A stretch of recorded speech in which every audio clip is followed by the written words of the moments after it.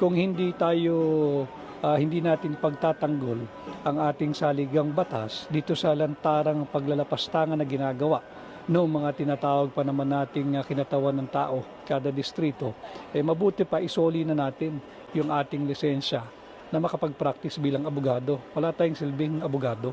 At alam naman nating lahat, in all humility, na ang mga abogado occupies somehow a special spot or place in the community. Pagka may mga problema, tatakbo sa abogado, parang doktor yan hindi ba? So ngayon, hinahamon tayo ng pagkakataon, ito ang hinihingi ng panahon, let us step up. Whether you are for or against charter change through people's initiative, magandang pag-usapan natin. Kesa yung sila-sila lang, usapang magkakarancho lang na paglabas, yan, bulaga, yan ang ating saligang batas. So, anong inaantay nyo para somehow medyo tumigil to, itong sabihin ba ng COMELEC na hindi pwede yan? O iatras ng Kamara? Ano ho bang inaantay ng movement? I think the most convincing thing is when President Marcos will speak on the matter. He will step in, he will step up, and talk to the people at sabihin niyang pinatitigil niya ang hindi siya sang-ayon dito at pinatitigil niya ang kanyang mga kaalyado, supermajority Pag nagsalita ang Pangulo, sigurado titigil yung mga yan. Attorney Vic, diretsang binara mga politiko na naglalapastangan sa saligang batas natin at binigyan kaliwanagan ang mga netizens patungkol sa issue ng People's Initiative na dapat protektahan ng publiko ang mga karapatan natin. Kaso nga lang, tila mawalang pakialam ang nag-aasikaso dito at patuloy pa rin ang pagsasagawa nila ng PI. COMELEC, tila nadadaling natin sa issue ng People's Initiative. Kaya sa ngayon ata ay sinuspindi muna.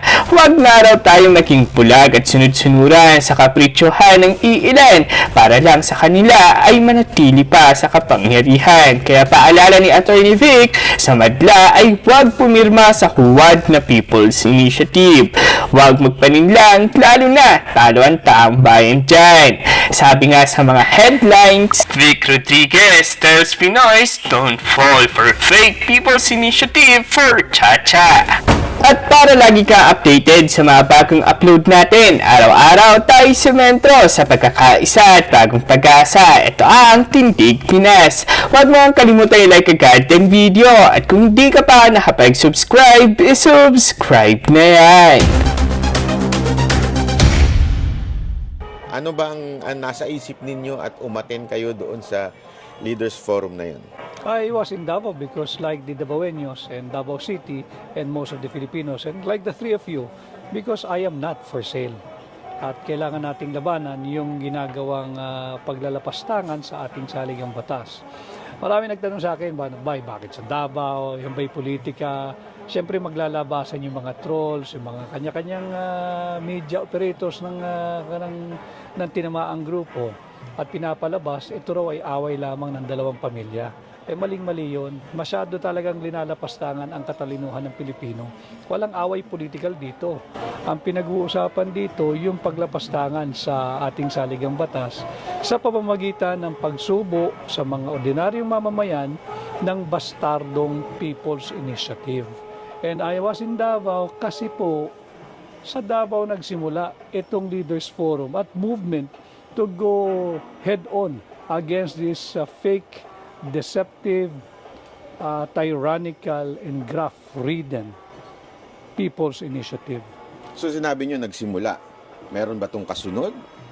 Part of the Leaders Forum, yung tinatawag na Way Forward, ay iikot sa buong bansa at gigisingin ang mga Pilipino na wag nating pahintulutan itong ginagawang pambabalahura sa ating saligang batas. Alam niyo, mga kababayan, ngayon niyang meron tayong gumaganang saligang batas, nandyan sa section Article 3 rather, ang ating Bill of Rights. Ramdam mo ang takot ang mainstream media, walang ibinabalitang mga halos totoong balita. Buti nga ang social media, tinatawag nilang new media, nandyan kayo. Diba? Gumagana pa yung ating fully operational, fully existing ang ating saligang batas. At nariyan pa yung ating Bill of Rights. Pag sinuko natin ito at pumayag tayo at sang-ayunan natin yung ginagawa nilang paglalapastangan sa saligang batas, hindi na nila ibabalik yung mga karapatang yan na nakasaad sa ating saligang batas. Kaya huwag tayong pumayag. Pero ito, di ba, parang ang dating is, those, yung mga nangyari nun, it's because of this PI. Ito na nga, sinuspend na nga ng COMELEC. Hindi pa ba kayo titigil? Ano bang, wala na, suspendido na Thank yun. you for asking that. And dapat malaman ng ating mga mamamayan yung pagsuspindi ng Commission on Elections. Sa tingin ko, ang aking personal na analysis at pananaw, parte ito ng kanilang plano na pag tayo'y nabulilyaso, Chairman George Garcia, itigil mo pansamantala or indefinitely yung pagproseso ng People's Initiative. Unang-una, nalalaman ito ng chairman ng COMELEC, hindi mo dapat sinimulan ang pagproseso ng mga pag-validate ng pirma. Hindi mo dapat inutusan ang mga kawani ng COMELEC na i-verify yung mga pirma. Bakit? As early as 1997, meron ng permanent TRO ang Korte Suprema doon sa kasong inihain ni dating Senadora Miriam Defensor Santiago. Malinaw ang ruling ng Korte Suprema doon. The COMELEC is prohibited from entertaining any petition on initiative on amendments to the Constitution until an enabling law is passed by Congress. Malinaw yun. Ngayon, kung hindi mo alam yan, mas may problema rin tayo. Chairman ka ng COMELEC eh. Hindi mo alam itong batas na ito. It's a law because it's a jurisprudence. It's a decision by the Supreme Court. So you cannot feign ignorance. So may nilalabag si COMELEC chairman Labag na sa labag. tingin mo? Labag na labag. Makikita pa natin. At marami siyang paglabag. Itong ginawang insertion na 70 plus billion pesos sa pondo ng COMELEC, walang hindi dumaan sa committee hearings yan. Hindi rin dumaan sa plenary yan. Yan ay isiningit during the bicameral conference committee meeting at nagkaroon sila ng karagdagang 70 billion pesos. Ito raw ay gagamitin para sa mga plebisito. Kasama na dyan yung initiative and referendum. Kumbaga pa, lagi ko sinasabi, kumbaga pa sa isang krimen, premeditated itong ginagawa nilang paglapastangan sa ating saligang batas. Kaya wag nating hangaan yung pagsuspindi ng COMELEC. Kaya nyo sinuspindi dahil unang-una sumipa na at nagising na ang sambayan ng Pilipino. Natauhan at yun nga, hindi kami for sale at wag nyo na kaming utuin.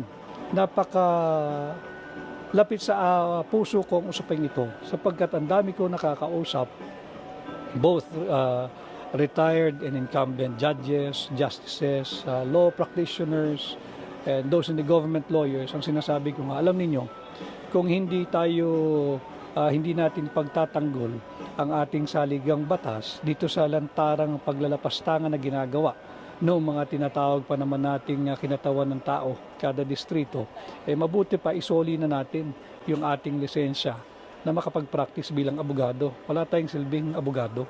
At alam naman nating lahat, in all humility, na ang mga abogado occupies somehow a special spot or place in the community. Pagka may mga problema, tatakbo sa abogado. Parang doktor yan hindi ba? So ngayon, hinahamon tayo ng pagkakataon, ito ang hinihingi ng panahon, let us step up. Whether you are for or against charter change through people's initiative, magandang pag-usapan natin. Kesa yung sila-sila lang, usapang magkakarancho lang na paglabas, yan, bulaga, yan ang ating saligang batas. So anong inaantay nyo para somehow medyo tumigil to, itong sabihin ba ng COMELEC na hindi pwede yan? O iatras ng Kamara? Ano ho bang inaantay ng movement? I think the most convincing thing is when President Marcos will speak on the matter.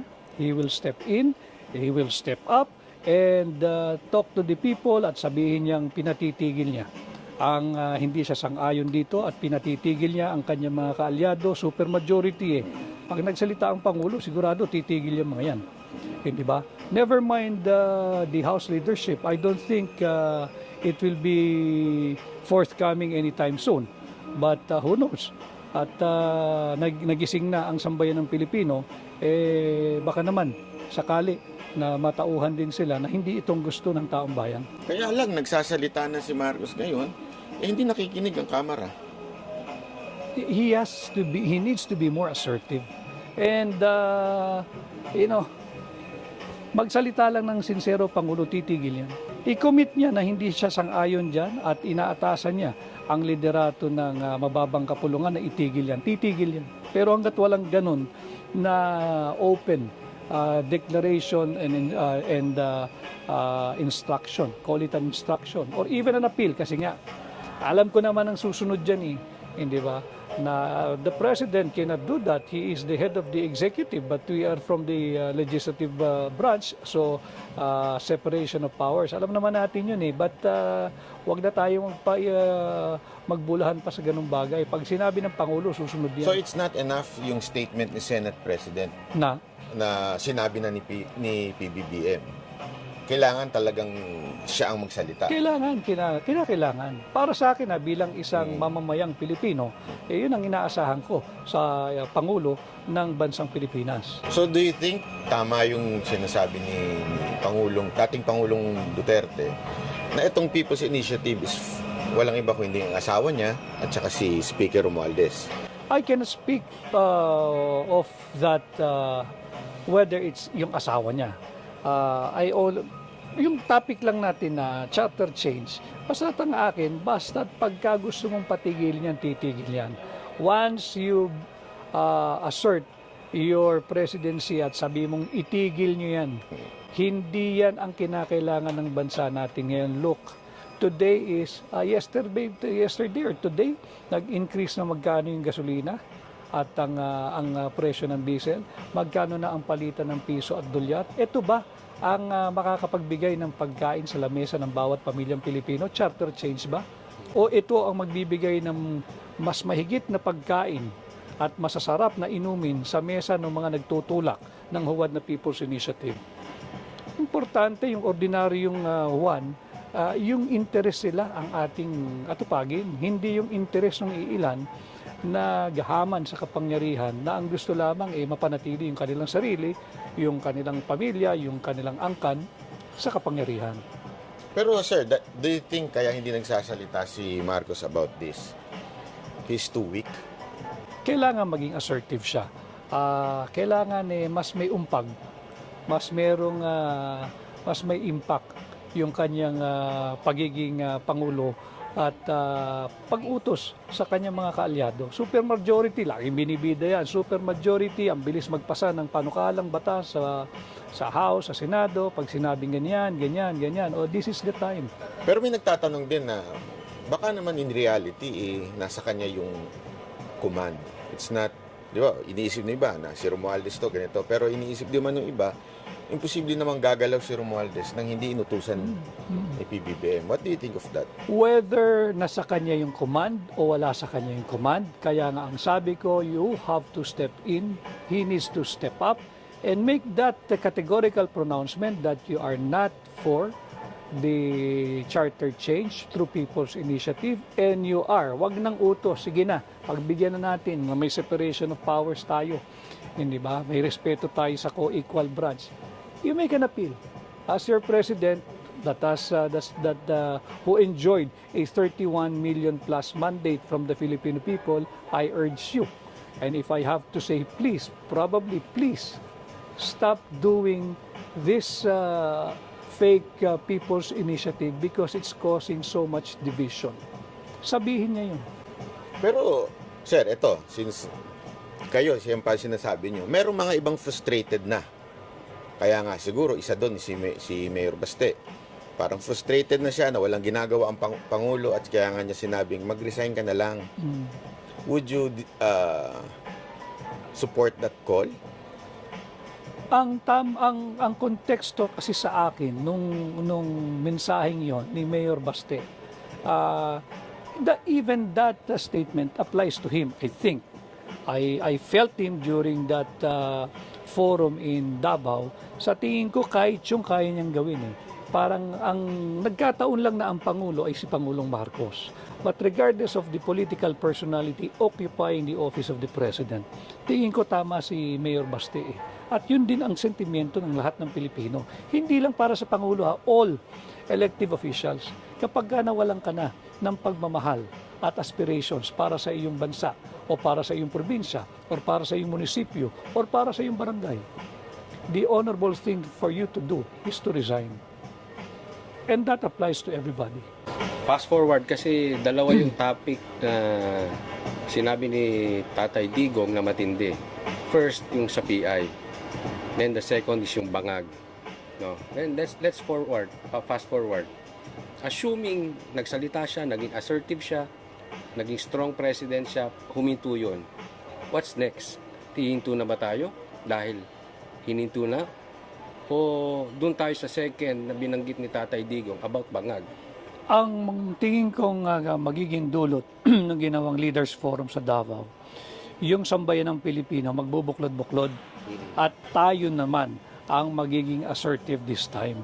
Dahil siguro binigyan ng benefit of the doubt, napakalaki ng mandato, 1 taon sa kalahating taon at yan na nga, nagkakagulo na, nagkakawatak-watak na. Ngayon, namulat na ang sambayan ng Pilipino. We will be assertive. We will continuously watch them. At hindi tayo papayag, hindi tayo papalinlang.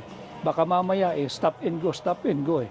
Pagka nalingat ilulusot na naman. So we will be more assertive and maganda yun. Dahil yan naman ang essence ng demokrasya, di ba? Kung wala ng checks and balance sa sangay ng gobyerno, ang pinaka-check mo, ang pinaka-balanse mo is a united citizenry. Pag united ang citizenry mo, maganda rin yun. Dahil maririnig ang lahat ng tinig. Huwag tayo matakot. Huwag tayo matakot. Babanggitin ko yung akin nabanggit ng isang araw. This was, I think, ang nagsabi nito si Viktor Frankl.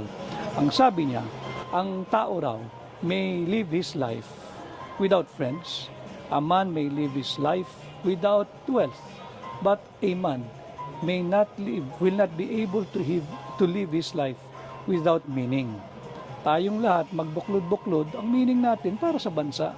Tama na yung nagpagamit tayo, naisahan tayo, nalansihan tayo, hindi tayo uunlad bilang isang bansa, bilang isang mamamayang Pilipino. Maawa tayo sa ating bayan, maawa tayo doon pa sa mga kabataan Pilipino. Kawawa ito, walang matitira dito pag hindi tayo nagsama-sama. So, kahit seriously hininto yung PI, diretso tayo. Hindi lang naman kasi PI eh. PI, yun lang ngayon ang nakasentro. Pero let's look the entire governance. Pagka tayo nagbuklod-buklod na, bantayan na natin. Hindi ba? Iparamdam natin sa kanila, hindi tayo papayag ng yung ginagawang paglulustay sa kaban ng bansa. Ako, I really feel bad. Bakit yung simpleng pagpapalit ng logo ng administrasyon, kinakailangan pa sabi ko nga tila whole of nation approach. May memo, kinakailangan attendan, lahat, pati yung mga uniform personnel pinag-a-attend. Hindi naman nila pwede tanggi yun, naglabasan yung memo Hindi ba? May bigayan ng AIX, yun ang come-on Yung ayuda, yung AIX, I'm not sure kung meron ding medical assistance na naganap doon. Chine-check yung attendance, ang danger pa ron, pag nag-check na attendance, baka i-attach pa yun sa People's Initiative Petition Nakikita mo ba na hindi niya matatapos yung kanyang 6 years na term? Ako gusto ko matapos niya. Basta nagtatrabaho. Dahil I have to be very, very honest with you, gentlemen. Bahagi ako nung pagkapanalo ni Pangulong Marcos at ang laki ng hinirap ko riyan. And I wish him success. Hanggang ngayon, I wish him well. I wish him success. Siya ang ama ng Republika ng Pilipinas. Kung saan mapunta ang Pangulo, doon dadali ng bansa. Ganun talaga regardless of who the president is Pagka namali ng maneho yung piloto, may problema. Hindi ba? Baka mag-crash ang ating eroplano. So I wish him well. I hope he completes his term. Pero yung kapakanan ng tao, ang kinakailangan mong tingnan. Kaya ka nga nagkaroon ng ganong kalaking mandato Bahagi ako nun, nakita ko yun Hindi ba? Nagtiwala yung tao, umasa yung tao, naniwala yung tao. At doon ako papanig sa initially, yung 31 million na aming nakumbinsi sa pukpukang kampanya, and now 114 million since he is the president. Ako, isa lang naman ako sa 114 eh. Hindi ko binibilang yung sarili ko na sa 31 million. Ang constituency ng Pangulo, kahit sino pang Pangulo, ay hindi yung bumoto lang sa'yo. Basta't nanalo ka na, yayapusin mo na lahat. Diba? Yung 31 nga lang eh. Dapat mong i-deliver yung expectation nun base sa mga sa mga agendang sinabi mo during the campaign, lalo na pag Pangulo ka na, lalaki na yung whether you like it or not, ikaw na ang ama ng Republika ng Pilipinas. Kailangan mong gawin at gampanan yung papel ng isang ama. Medyo papasok na tayo sa mga controversial issue.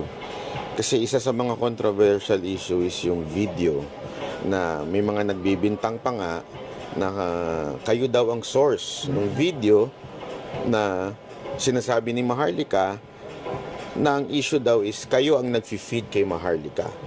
Yan ang bashing ng mga tao, yan din ang binibintang ng kampo ng mga vloggers ng mga Marcos. How true is this? Totoo ba na kayo ay may videong hawak at kayo po ay nagbibigay ng impormasyon kay Maharlika? Hindi lang kay Maharlika, Banatbay. Ang ibinibintang sa akin, ako daw ang kumbaga kumukumpas sa mga vloggers to include kayo. And tayo, ngayon lang tayo nagharap-harap. Si Coach Oli ay kaklase ko ito nung high school. Pero binabanatan din ako nito. At lumalatay din ang katawan ko dito during the campaign. Kahit ikaw, binanatan mo rin ako eh. But never once ako lumapit sa inyo. Why? Ikaw gali lumapit. Dahil kasali yun eh. Hindi ako iyakin. Diba? Yung ibinibintang na si Maharlika, kayo at marami pang iba, alam nyo, that was the fashionable thing or the in thing to do then. Na kung gusto mo na mapansin ka ng mga powers that be, banatan mo si Vic Rodriguez. Kaya gumawa ka ng kwento na hindi pabor kay Vic Rodriguez para pansip-sip ba?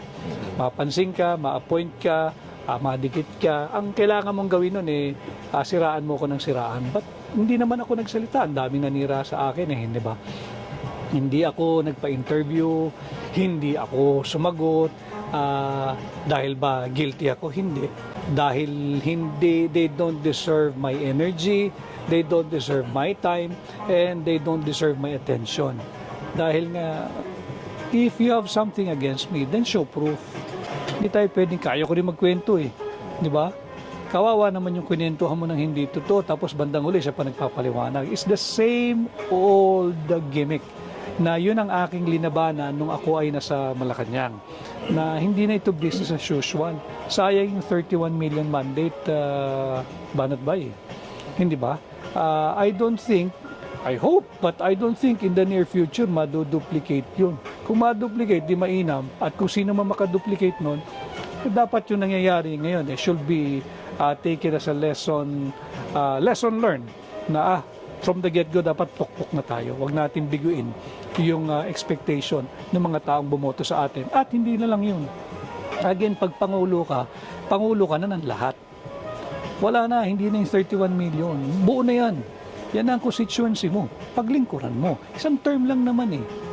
Di ba? Wala namang re-election eh. Ba't hindi mo pabuhos lahat ng galing, talino, nalalaman mo dyan bilang Pangulo? So, may hawak po kayong video o wala? Yung video na yan, hindi ko rin alam kung saan galing yan. At kung anong video yung pinagsasabi nila. Matagal na yung video na yan eh. I do not know kung saan nanggagaling yan. Nabanggit nyo yung dati, siyempre kayo ay talagang dikit na dikit kay... Siyempre, kayo talagang masasabi nating the only one na tumayo para sa ating Pangulo until sa lahat ng persecution na nangyari sa kanya. May mga kwento, didiretsuhin ko na kayo, actually lumabas din to sa isang vlogger na sinasabi, kaya daw kayo inalis o tinanggal ay dahil ayaw nyong ibahagi yung ibang mga projects. Okay, na parang sinusolo nyo lang daw kaya kayo tinanggal kasi gusto nilang coordinated ang lahat ng project o yung corruption under the administration of Marcos. Can you answer kung totoo ba to? Unang-una, Again, hindi nga ako sumasagot noon. Ngayon na lang tayo nagbibigay ng pahayag. At hindi mo talaga maiwasan lalabas yung mga ganyan tanong. Unang-una, hindi ako tinanggal. Ako nag-resign. At para sa kaalaman ng alam nito ni Pangulong Marcos, hindi pa kami nanunumpa. Nagsabi na ako dahil merong, ito nalalaman niya to, may nagtutulak ng isang para dun sa appointment ng 4 na tao na matindi kong tinutulan. Siyempre, intriga, this was sometime May or June. Hindi pa kami nanunumpa nito Nominated pa lang ako sa incoming ES. I told the then President-elect BBM, ako boss, ganito na lang. Huwag mo ako intindihin. Okay ako. I'm willing to risk my nomination as your ES. Huwag mo lang i-appoint yung 4 na yun. Dahil corrupt yung mga yan at sisirain ka niyan. I'm willing. Let go of my appointment. Basta ipalit mo sa akin yung 4 na yan. Why? I want you to succeed. Alam niya ito. Sabihan mo, no, pinaghirapan natin to. Diyan ka lang. Hindi pa kami nanunumpa nito. Kaya yung mga ikinikwento sa akin na kapit to ko, sus, natatawa na lang ako. Hindi pa kami nanunumpa. Saan ka nakita? Hindi pa nanunumpa. Nagre-resign na. Ayoko, gusto mo bigay mo na lang sa kanila. But I respect him. We were together noon. And I felt his sincerity at saka talagang yung direksyon niya magsilbi sa tao. Now, yung sinasabing projects, ito, kunin ko na rin yung pagkakataon para lang di malaman. I take pride in sharing this. Mga kababayan, ang dami ho nilang ibinintang sa akin ni isang kaso, whether administratibo, civil, or criminal, wala po ako. Ni hindi po ako sumailalim o isinailalim sa investigasyon. Baka pagkatapos ng interview ito, biglang may lalabas na kaso. Yun lang. Dahil nga, just to prove me wrong. But also, mga kababayan, ni isang sentimo, and this I say without exaggeration, ni isang sentimo, hindi po ako sumahod sa gobyerno. Hindi po ako sumahod bilang executive secretary.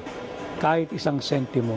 At yan ay hindi pwedeng sabihin kabulaanan o kasinungalingan sapagkat nandyan po lahat ng records. Bulat-latin po ninyo. Malinaw yan. At wala ako sama ng loob. Okay lang sa akin yon. Dahil ganun talaga ang buhay hindi ba? Kapag pinag-initan ka, pinag-initan ka. Pero wala silang masasabi na ako ay kumuha ni isang sentimo sa pera ng gobyerno, lalo na project. So isang binibintang sa inyo na isang vlogger ng pangalan ni TP, Thinking Pinoy. Sabi niya is, you are involved in appointment for sale. Totoo po ba yun?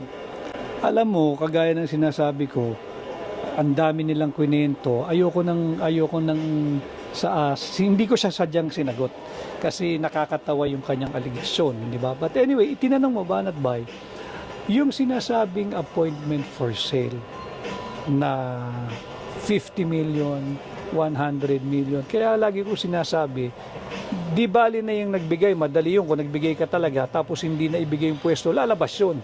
Estafa yun di ba? Pinangakuan mo ganitong halaga, kinuha mo, hindi mo na-appoint, estafa yun. Wala. Malayo na yan dahil wala naman talagang ganun nangyari.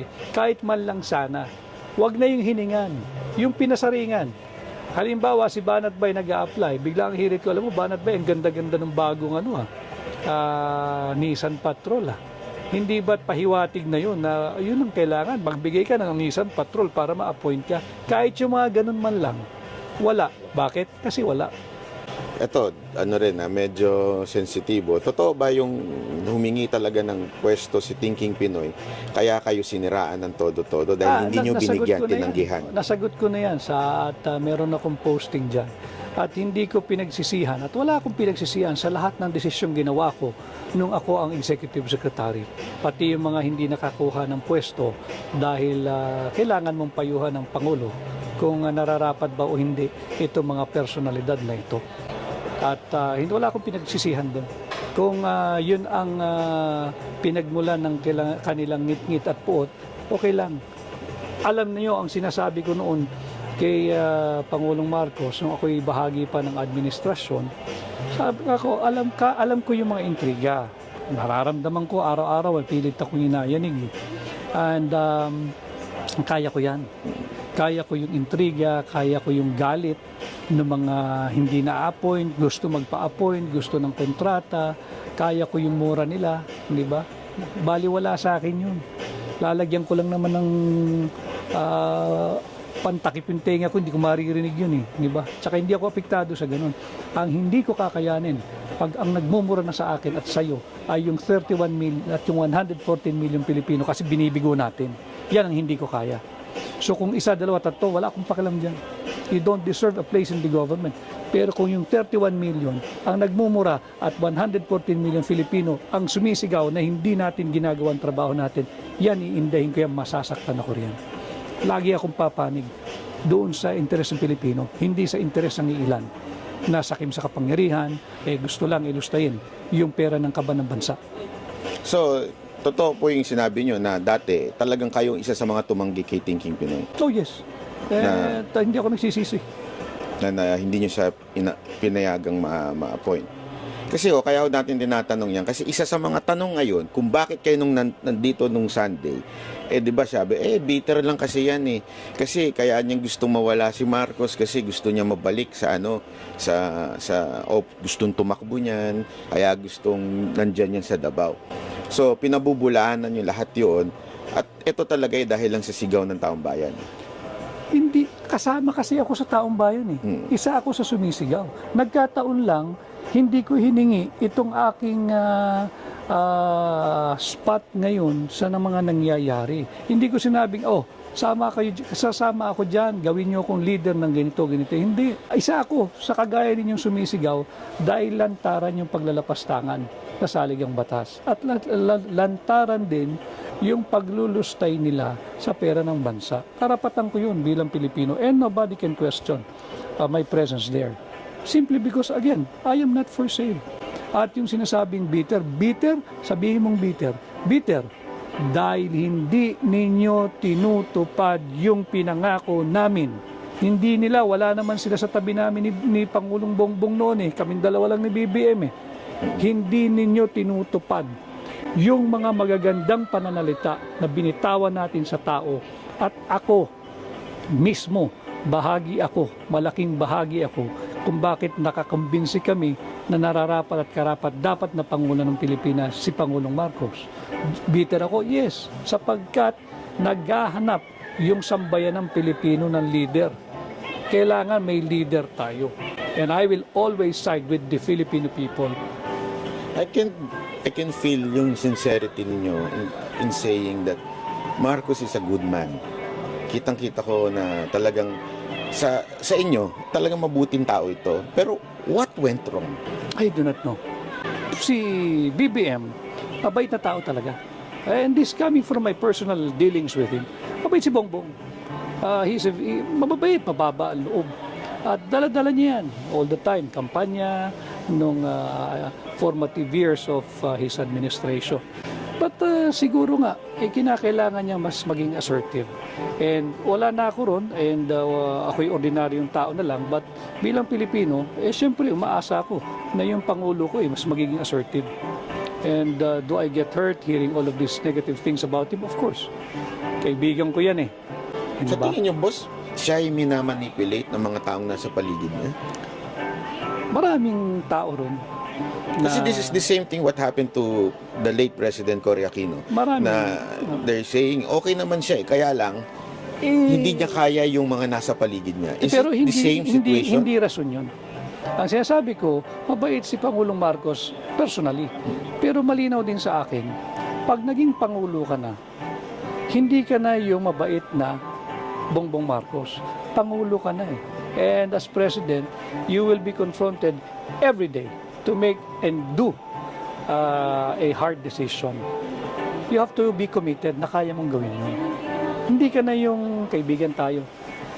Yung kaibigan mo naman, dapat maunawaan yun. Hindi na ikaw yung civilian na napunta dyan. Ikaw ay presidente na. At ang pinag-uusapan natin dito, hindi na yung future mo lamang. Tangan-tangan mo, nasa balikat mo, yung kinabukasan ng mamamayang Pilipino. Doon pumapasok sa tamang konteksto yung sinabi ni Mayor Baste.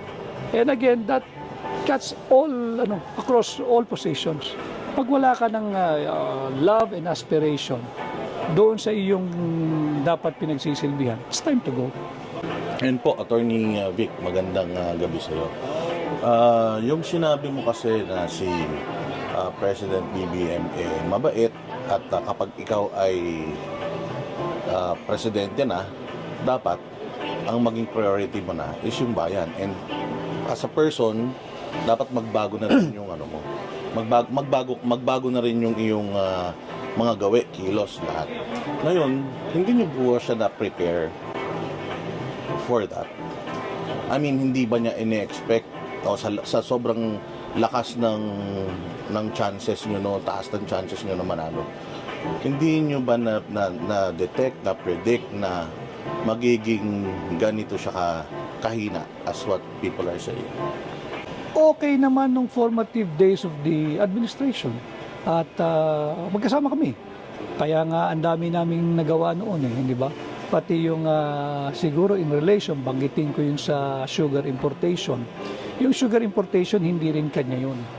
It was the sugar order that was involved then, sugar order number 3 or 4, I forgot now. Napirmahan yun, panahon pa ni dating Pangulong Duterte. Tama yung nakalagay doon 300,000 metric tons of sugar. Kaya lang, siyempre, sabi ko nga sa iyo, pag nasa Office of the President ka, ES ka pa, papasok sa iyo lahat ng information. Ang kanya, sabi ni President Marcos nung nagmi-meeting kami with the SRA at pati yung sa DA, bakit 300,000? Talaga bang walang asukal? Because I told him, Mr. President, yung mga producers naman ang umaaray dahil mag-aabot. Pag pinasok mo yan, matatapos silang mag-harvest, mag-mill at pwede nang magbenta, patay ito. Dahil yung presyo hindi magtutugma, mas mura yung papasok Di ba? Mas mahal yung locally produced. So sabi niya, sige, let's do a complete staff work. Alamin natin magkakano ba talaga yung kinakailangan ipasok. And so, trabaho. Ang daming info na pumapasok sa akin. Sabi ko, Mr. President, don't sign it yet. Dahil ang dami raw asukal na nanarito. Papahanap ko lang. Series of raids ang ginawa sa mga warehouses. Ang dami naming nakuha More than 300,000 metric tons landed. Hindi mo kailangan mag-import. So sabi ko, boss, itong 300 na to, gigisa ka sa sarili mong mantika. Nandito na pala yung mga yan. Hinord yung iba smuggle. Sabi, bakit di nila i-release? Mahirapan sila mag-release kasi ang drama nila may shortage. Pag linabas mo bigla yan, nang wala pang napipir mga sugar order, di may pinanggalingan yan. Either smuggled yan o hoarding yan. Either way, it will open you to criminal case, whether smuggling or economic sabotage for hoarding. Minamanipulate niyo yung presyo Umabot na ng 110 that time yata Sabi, okay, hanapin mo lahat. Nahanap. Biglang iba na kwento. Akin daw yung importation ng 300,000 metric tons. Ako nga nagpahuli. Paanong akin yung 300,000 metric tons? And I was invited by the Senate Blue Ribbon. And I went, I think twice. And they came out with a report na clearing me of any wrongdoings. Klaro yan. Pero syempre, yung spin, bago, hindi ko rin sinagot. Bakit? I'm confident of what I did. Nasa record yan, nasa journal ng Senate, nasa record ng Blue Ribbon, na sila mismo nag-clear di ba? So, wala. Okay. So, pagdating naman po doon sa kaninang sinabi nyo na kayo po ay nag-resign dahil ayaw nyo mapunta or makaposisyon itong 4 na tao na ito. Nung po kayo'y nawala na, tumupad po ba sila doon sa inyong kasunduan or at least man lang, in-honor man lang ba nila yung inyong call na wag malagay itong mga to sa posisyon? Hindi, nandyan Nandyan yan sila? Nandyan kagaya iyon, parang nakakalungkot. Dahil nung nagpaplano kami, talagang aayusin yung gobyerno Kasi yung 31 million, essentially nga, sa kanya rin ang galing ito, essentially, he was given by the Filipino people a clean sheet to write his presidency. Write your own presidency. And if you're gonna look at it that way, the clean sheet is like a blanket authority to do right, not to do wrong. Di ba? Na you act with justice at hindi ka dapat mang-oppress at isulong mo yung ikabubuti ng bansa mo at ng mamamayang Pilipino, hindi doon sa interes ng ilang negosyante, politiko o kamag-anak o kaibigan. Nagsisi po ba kayo na kayo ay umalis? Or somewhat, naisip niyo po ba na kung nandiyan dyan sana ako, nag-guide ko sana Hindi siya? rin ako tatagal eh. Hindi rin ako tatagal. Kung nag-decide ako na nandoon pa, it will just be a matter of time. Aalis din ako. Because nobody can force me to sign anything. Nobody can force me to do anything na sa tingin ko'y mali. At hindi rin ako magtatagal. Aalis din ako. Okay, mapunta naman po tayo doon sa Davao. So, ang sinasabi niyo po ba, kasi iba-iba ang ang perception ng tao tungkol sa nangyari sa Davao. Yung iba gusto na siyang mag-step down. Yung iba gusto siyang forcibly paalisin. So, para po sa isang ESV, yung former ESV, ano po sa tingin, ano yung pinakamagandang gawin? Although nasagot nyo na kanina, ano po yung pinakamagandang mangyari? Ang pinakaresulta na nitong ginagawa natin na to, particular yung dyan sa Davao? Gawin ni Pangulong Marcos yung kanyang mga magagandang layunin na inilahad sa taong bayan nung kampanya. Huwag na siyang lumayo doon, di siya magkakamali ron. At may pruweba naman nung binanggit niya ito yung mga nais niyang gawin, kung siya'y pagkakatiwalaan at bibigyan ng mandato, ibinigay eh. Ang dami nga niyang boto eh. Ibig sabihin, gusto ng tao yung narinig nila mula sa kanya. Huwag kang lumayo doon. At hindi ka rin magkakamali. Huwag kang maniwala doon sa nakapaligid sa iyo at kung ano-ano ang sinasabi na pang sarili lamang. Huwag kang pumayag na lapastanganin ang saligang batas. Yung 1987 Constitution, masyado lang ang Pilipino kasi alam mo mapilyo eh. Keso Cory Constitution. Cory Constitution kasi panahon ni dating Pangulong Cory. But we only have one Constitution and that is the 1987 Constitution. Whether Corista ka o Marcos ka o kung kanino ka pa. Iyan ang ating saligang batas. Okay, kung gagalawin natin yan, okay naman. Basta't balang kasi ng mainam yung mga provision na gagalawin. Hindi yung basta't people's initiative. Babaguhin natin ang ating saligang batas. Anong pagbabaguhin natin? Inuna mong pirma eh. Di ba? Pwede ba namang pumirma ka sa isang bagay that you're affirming that you have read and understood the content of something, wala kang pinakita sa iyo, basta pirma ka lang. Pirma ka sa signature sheet or attendance sheet, tapos ididikit na lang na ganun.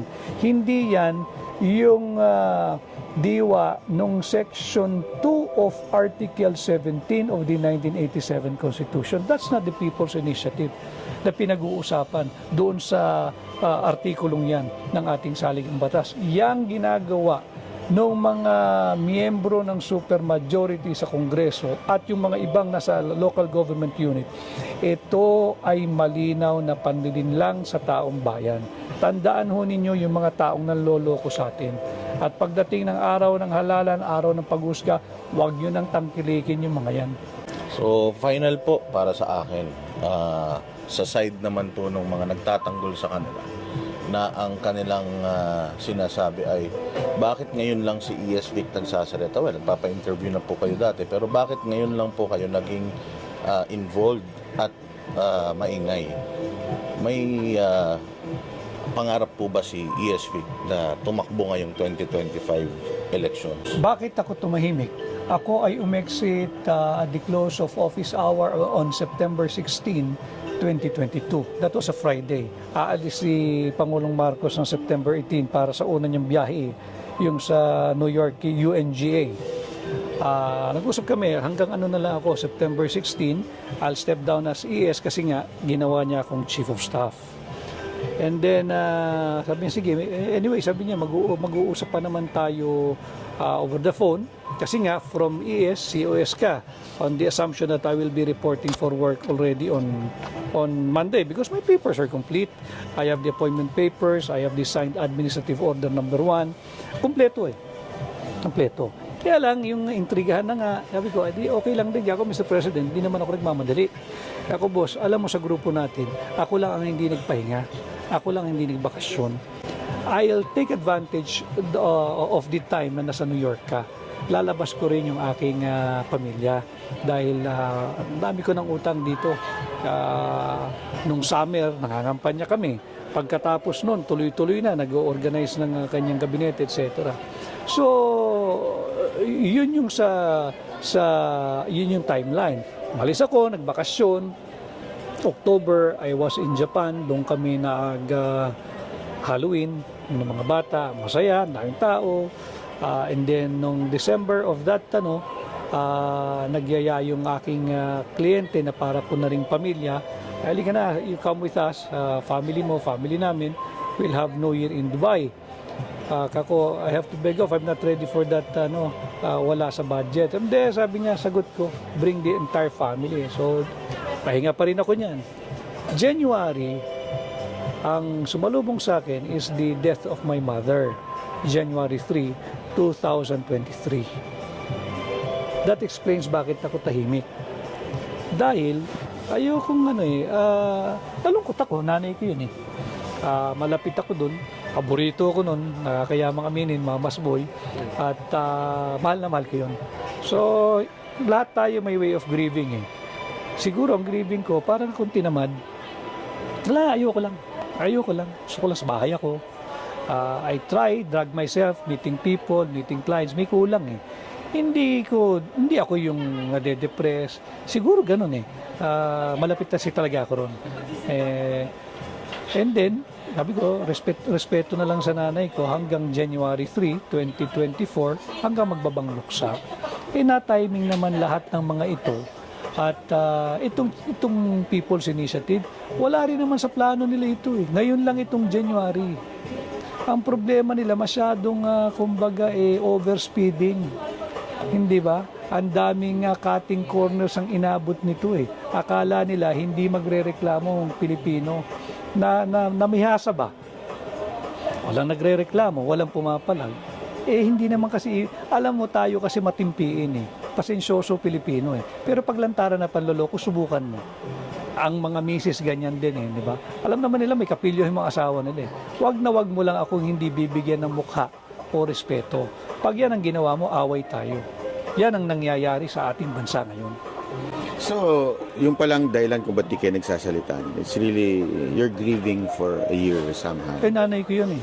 Nanay ko yun. Lahat ng nakakakilala sa akin personal, alam kung gaano ako kalapit sa nanay ko. At alam na kung sino ako sa nanay ko. Paborito ako ng nanay ko. Nakakayaman kami sa mga kapatid ko at sa viewers niyo. Pero yun talaga eh. Malapit sa mother. Oo. Naintindihan mahal ko yun. Naintindihan naman ng taong bayan yun. Pero ito ang tanong, kayo po ba'y malapit kay First Lady Lisa Marcos? Malapit ako sa mag-asawa. Sa kanilang pamilya.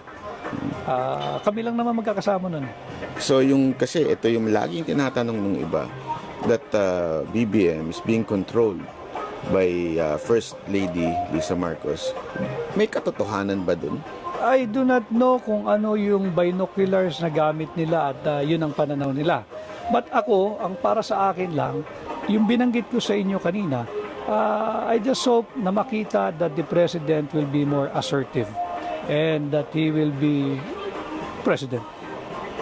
So, pwede pa ito maayos. In your opinion, maayos pa ba itong... Kasi alam nyo, sa totoo lang, lahat ng tao ngayon, medyo, akala ko ba, close si Duterte, tsaka si Marcos, yung nga ganun, nagugulhan na.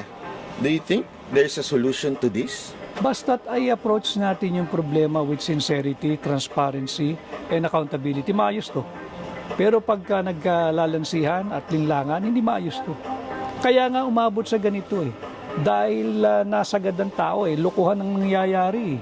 Hindi ba, linalapastangan ang ating saligang batas, linulusta yung pondo ng gobyerno. Ngayon, pagka ang pinag-usapan na ang bansa, let's not give up on the Philippines. Sinabi ko ito, na pinanganak tayong Pilipino, mamamatay tayong Pilipino. Isa lang ang bansa natin eh. Pag sinabi, hindi ka na, tulong-tulong tayo para sa bansa. Walang problema. Count me in. Pero kailangan sincero ka. Kailangan totoo ka. Kailangan walang nakawan. At kailangan hindi na ganitong sistema. Sa tingin ko, for my own opinion, sa tingin ko, isa sa mga mag-aayos nito is matanggal ang speaker natin. Kasi siya naman ang parang naging simula ng gulo ng lahat na to. Do you think it would help kung si Speaker Romualdez umupo muna, medyo magpahinga na lang muna to show you? Baka makatulong. Dahil meron na rin ako naging pahayag dyan before na ang kinakailangan natin is change in the house, not charter change. Di ba? Oo, hindi perpekto ang ating saligang batas. Pero pagka ganito yung mga magsusulong, hindi ka magtitiwala eh. Hindi ka magtitiwala. So you think Romualdez is involved sa PI? Directly involved? Sinabi na mismo nung proponent kanina sa Senate investigation eh. Itinuro na siya eh. So ano pang denial mo? Ikaw ang nag-host sa bahay mo at hiningan ka ng tulong, nag-all out.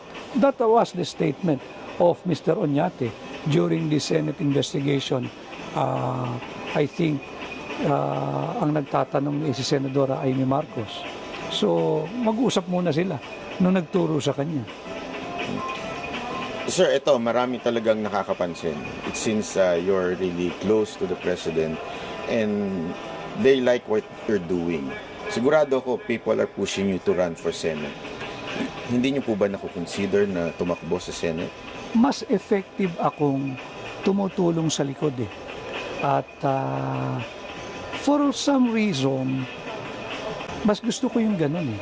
Kaya lang, isa pa, yung asawa ko ayaw na ayaw yan. Pero sabi ko nga sa kanya, alam mo, pagka nakatadhana, kahit anong iwas mo, kung iyo, iyo. At kahit naman anong gusto mo, pag hindi iyo, hindi iyo. So, antayin natin kung ano ang nakalaan. I'm not going to lose sleep if I'm not going to run and be a senator. I'm not going to lose sleep over it. Hindi magbabago ang buhay ko, baka nga mapabuti pa dahil pribado. Pero hindi rin ako tatalikod kung ang nakataya na ay ang kinabukasan ng bansa at ng sambayan ng Pilipino. Mahal ko ang bansa eh. Wala akong any idea or reservation in mind na magmamigrate ako, pupunta ako. Wala eh. Mahal ko Pilipinas, mahal ko Pilipino. Handa ako maglingkod. Pero I think I'm better behind the scene, tulong, etc. But hindi mo masabi ang kinabukasan. Sa ending, Attorney Vic, do you have any message sa mga kababayan natin? Kukunin ko yung pagkakataong ito. Paulit-ulit ko sinasabi, kahit na ako magmukhang sirang plaka, mahalin po natin ang Pilipinas. Huwag natin hayaan lapastanganin ang ating saligang batas at huwag nating pahintulutan ang walang habas at patuloy na paglustay ng pera ng bansa. Huwag tayong pumayag sa interes ng ilan na manatili sa kapangyarihan. Alam po ninyo, buhay ang demokrasya, nakita naman natin, nakakatapos lang natin ang halalan. Kung ikaw ay may ambisyon na maging Pangulo, bukas naman ang 2028 election, lumaban tayo ng patas at parehas. At kapag hindi ka pinalad at hindi ka tinangkilik ng tao, or sa tingin mo this early, hindi ka papalarin at talagang hindi ka tatangkilikin ng sambayan ng Pilipino, huwag niyo namang guluhin ang ating bansa at lapastanganin ang saligang batas dahil lamang sa inyong personal na ambisyon at layunin na mapanatili ang inyong sarili, ang inyong angkan, ang inyong pamilya at mga kaibigan sa kapangyarihan. Let us defend the Constitution.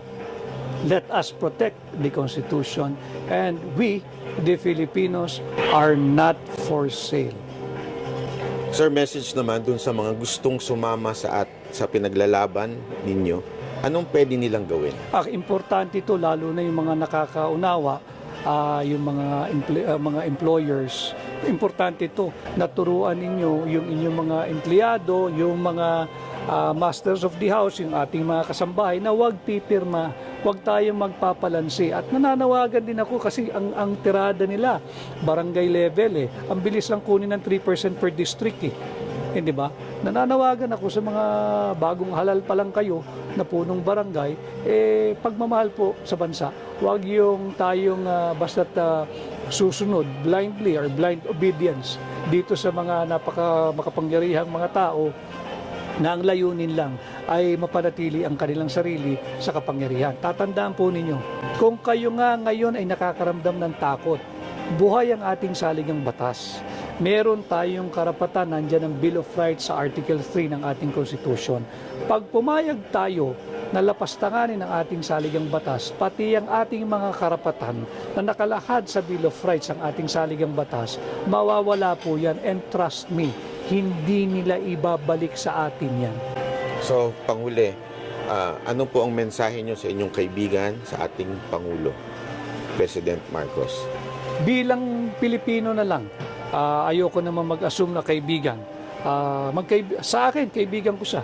But bilang Pilipino, ako'y nananawagan sa Ama ng Republika ng Pilipinas, kay Pangulong Bongbong Marcos, Ginoong Pangulo, patigilin niyo na po itong gulong ito. And step up. You have to step up, you have to step in, you have to be more assertive. Assert your presidency, you're being the president. Kausapin nyo. Itong mga, kilala nyo naman yung mga ilang politikong yan eh. At kaming mga sambayan ng Pilipino ay nagmamatsyag, Ginoong Pangulo. Ang inaantay namin ay makipag-usap kayo sa sambayan ng Pilipino. Andyan ang medium ninyo, nandyan ang TV, nandyan ang radyo. Kausapin po ninyo kami at assure us that you are not behind this move na lapastanganin ng saligang batas at hindi nyo kinukonsinte ang ginagawa ng ilang gahamang politiko na lapastanganin ng ating saligang batas upang mapanatili ang kanilang sarili sa kapangyarihan at ipahayag din po ninyo na hindi kayo sumasang-ayon sa walang habas na paglustay sa pera ng bansa. May message po ba kayo kay Pangulong Duterte? Ay, kay Pangulong Duterte, maraming salamat, PRRD. At pasensya ka na kahit alam kong may edad na si Pangulong Duterte pero hindi pa rin niya tinatalikuran yung kanyang pagmamahal sa bayan. Makikita mo si Pangulong Duterte, pwede naman siya manahimik na lang eh. Nothing more to prove. No more mountain to scale. Ika nga, hindi ba? Naabot na niya yung tugatog, naging Pangulo na, mahal ng tao hanggang sa ngayon. Pero hindi rin siya siguro makatulog pag alam niyang linalapastangan na yung saligang batas at may tangkang talaga naman baguhin yung sistema ng ating pamahalaan just to benefit very few, a handful of politicians desirous of perpetuating themselves or himself into power until God knows when. So maraming salamat Pangulong Duterte at ako bilang Pilipino, kaisa po ninyo ako dito sa ginagawa nating panggigising sa sambayan ng Pilipino na huwag tayong pumayag sa ginagawang kalokohan ng mga ilang tiwaling politiko na gustong lapastanganin ang ating saligang batas. Mabuhay po kayo, Tatay Digong, and I wish that you will live longer para naman meron pa tayong kasamang nagbabantay sa ating saligang batas at sa ating bansa. At yung mali nga ito, nagsawat-saring reaksyon mula sa mundo ng social media. Komento na nga lang din ng mga netizens sa naging issue nito. Naku po, dami talagang pikit mga mata, walang nakikita.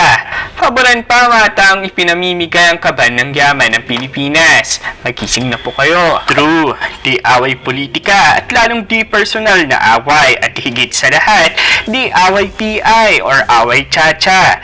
Magkakasangka o magkakakutsaba sila at ginagamit nila lahat ng issue para magpapakilala sila ng mga tao-tao o bata-bata nila. Sigurado pagdating ng eleksyon, lahat ng mga nagbubunga nga kakandidato ang mga yan dahil nagpakilala na at nagamit ang media. Siyempre po, dapat ipaglaban natin ang karapatan ng mamamayan. Ano, papabayaan na lang ba natin yung binabalahura ang batas? Tama, hindi tayo for sale. Ipaglaban natin. At sa naging isyung ito, ano ang iyong naging reaksyon? Maghimalaya magbigay ng kanilang personal na opinion sa comment section. Hanggang sa muli, tayo sumento sa pagkakaisa at bagong pag-asa. Ito ang Tindig Pinas. Huwag mo ang kalimutan i-like agad ang video. At kung hindi ka pa nakapag-subscribe, isubscribe na yan.